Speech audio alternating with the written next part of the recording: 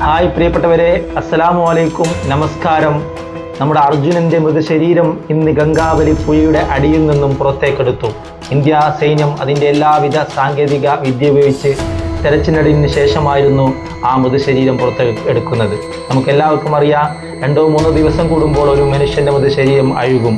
ഈ 72 ദിവസത്തിൽ നമുക്ക് ഊഹിക്കാൻ പറ്റുകയില്ല. എന്നാലും ആ കുടുംബത്തിന് സങ്കടം ഉണ്ടെങ്കിലും ആ തിരച്ചിലിൻ്റെ അവരുടെ ആ ആത്മാവിന് പ്രാർത്ഥിക്കുക. നമ്മളെല്ലാവരും പ്രാർത്ഥിക്കുക. ആ കുടുംബത്തിന് നമ്മൾ എന്ത് പറഞ്ഞാലും സമാധാനം നമുക്ക് കൊടുക്കാൻ പറ്റില്ല, പക്ഷേ പ്രാർത്ഥിക്കുക, അവർക്ക് സമാധാനം ലഭിക്കട്ടെ. ഒരു കുടുംബനാഥൻ നഷ്ടപ്പെടുമ്പോഴുള്ള ദുഃഖം നമുക്കെല്ലാവർക്കും അറിയാം. വയനാട്, അതിനുശേഷം നടന്ന വയനാടിൻ്റെ ദുരന്തവും നമുക്കെല്ലാവർക്കും അറിയാം. സങ്കടങ്ങളുടെ മാസങ്ങളായിരുന്നു കടന്നുപോയത്.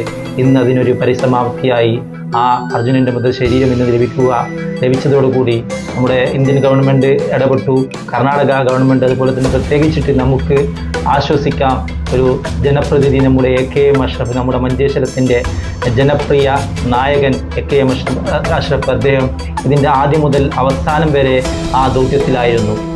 അദ്ദേഹത്തിൻ്റെ മണ്ഡലത്തിനടുത്തുള്ള കർണാടകയിൽ സംഭവിക്കുമ്പോൾ അദ്ദേഹം വെറുതെ ഇരുന്നില്ല.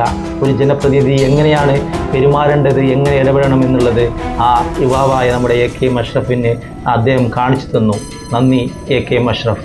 അതുപോലെ തന്നെ ഇതിൻ്റെ പിറകിൽ പ്രവർത്തിച്ച ആ ലോറിയുടെ ഉടമ മനാഫ്, ഈ അർജുനൻ്റെ സുഹൃത്തും കൂടിയായ മനാഫ്, പല കുപ്രചരണങ്ങളും വാർത്താമാധ്യമങ്ങളും നമ്മൾ കണ്ടതാണ്.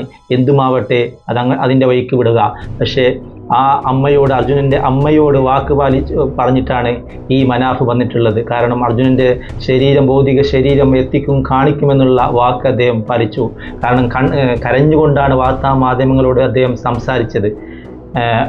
ഇത്ര ഒരു മുതലാളി അദ്ദേഹത്തിൻ്റെ എല്ലാ സമയങ്ങളും ഒഴിച്ചു വെച്ചുകൊണ്ട് സ്വന്തം പലരും ഒഴിഞ്ഞു മാറാൻ പറഞ്ഞു, പക്ഷേ അദ്ദേഹം മനാഫ് ഒഴിഞ്ഞു മാറിയില്ല.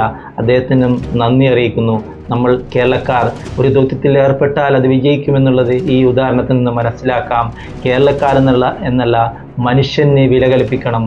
മനുഷ്യൻ അതിന് എത്ര പണം ചിലവാക്കുന്നുണ്ടെങ്കിലും ആ മനുഷ്യൻ എന്ന രീതിയിൽ നമ്മൾ, ആ ഗവൺമെൻറ് ആണെങ്കിലും ജനങ്ങളൊട്ടാകെ ഈ അർജുനൻ്റെ തിരച്ചിലിൻ്റെ പിറകിലായിരുന്നു, പ്രാർത്ഥനയിലായിരുന്നു. അതിനൊരു പരിസമാപ്തി അർജുനൻ്റെ പ്രത്യേകിച്ച് പറയാനുള്ളത്, ആ നഷ്ടപ്പെട്ട ആ കുടുംബത്തിന് ഒരിക്കലും നമ്മുടെ വാക്കുകളിൽ നിന്ന് സമാധാനം ലഭിക്കുകയില്ല എന്ന് നമുക്ക് എല്ലാവർക്കും അറിയാം.